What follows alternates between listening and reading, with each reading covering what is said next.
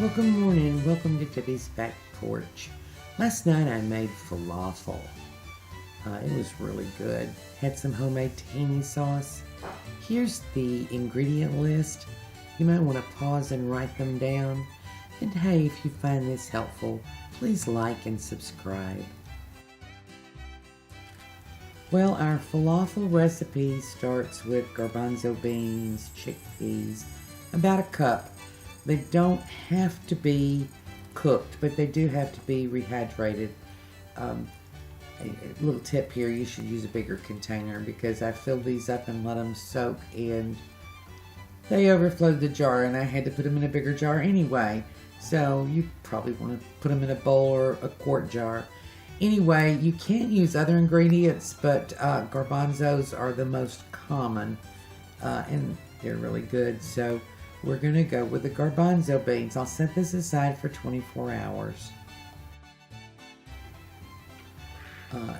After 24 hours, drain them really well, rinse them off, and put them here in your food processor.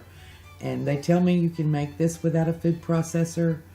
I don't know how, and I don't see how, but I'm using my food processor. So that's a half of an onion, roughly chopped, 4 garlic cloves, roughly chopped, and this is a mixture of half and half fresh cilantro, fresh parsley.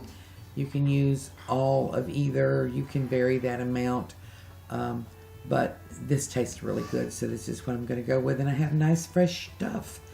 That was the juice of 1 lemon, strained, and that is just a little bit of lemon zest, which really adds a nice little touch. This is our spices and salt that I have listed in the ingredient list. Cumin, coriander, and this is a mixture of 2 tablespoonsful of all-purpose flour and a 1/4 teaspoonful of baking soda. Not baking powder, baking soda. To get the right reaction, you need soda. So we're going to close it up and get started. And pulse it a couple times to get it started, to sort of mix things around. And then you can turn it on and let it start. We're only going to do this for 30 to 45 seconds or so. We're not going for a mash. We're going for a pretty grainy texture, sort of like breadcrumbs. And you're going to have to scrape it down a couple of times because this is kind of a rough mixture. I actually think this is so pretty blending. We want to keep this so that it's toothsome, that it has some texture to it, which is why we didn't cook the beans before we started. So I'm going to do this a couple of times and check it and scrape it down.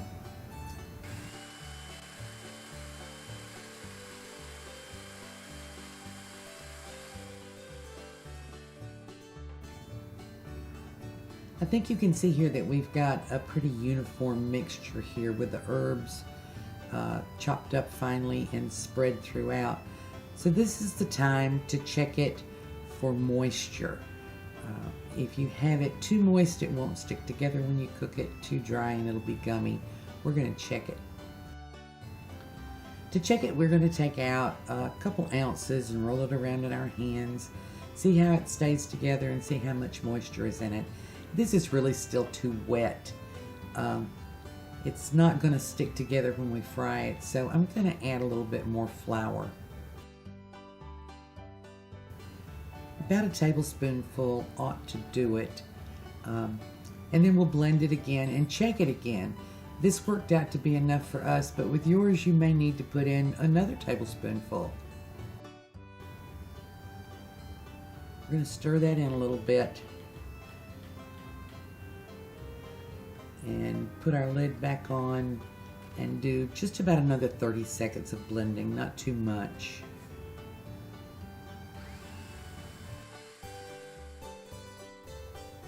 Let me show you what we're looking for here.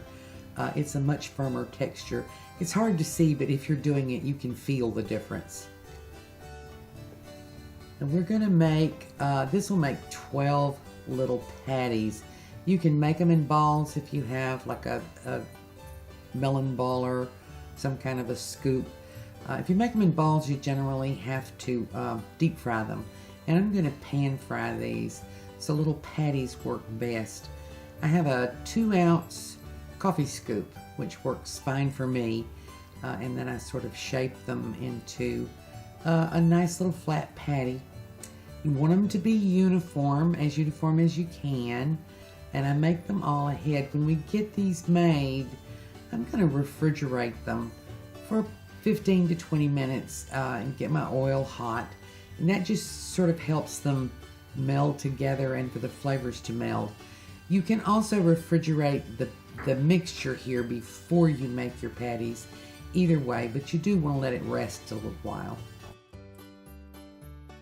Meet you at the stove. I have about a 1/2 inch of sunflower oil and I'm checking it for heat. We're going for about 350. I did the little drop test and the batter fell apart. I don't think it's hot enough. The oil's good and hot now, so we're gonna put these in. Dip your spatula down in the oil and then they'll slide on and off more easily. I'm just sliding this under the falafels that are there on the cutting board that you saw on the aluminum foil. I've actually fried a couple of these, so you see a little bit of floaties in these. So when you drop them in, you pretty much leave them alone. You may want to separate them a little bit if they're touching, but as with all fried food, the less you mess with it, the better. But you see we've got a nice rolling sizzle there, and that's what you need. Gonna push them apart just a little, gently. You don't want to handle them very much at all right now.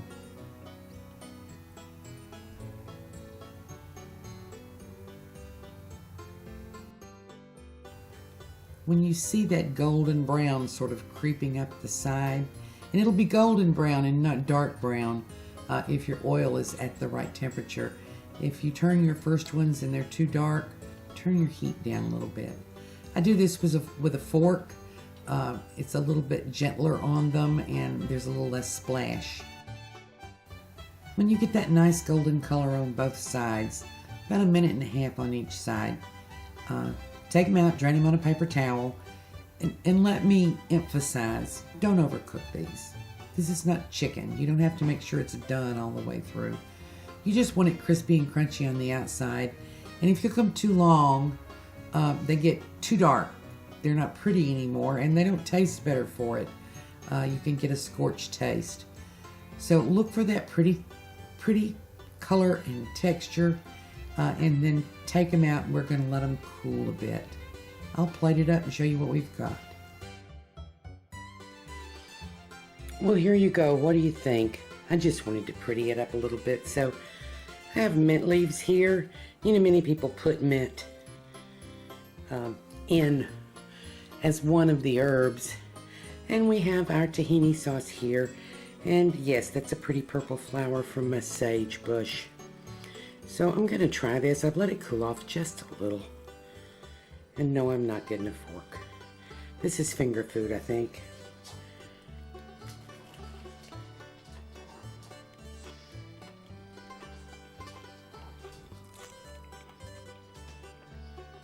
And it's crunchy finger food. And yes, I'm double dipping. This is my plate.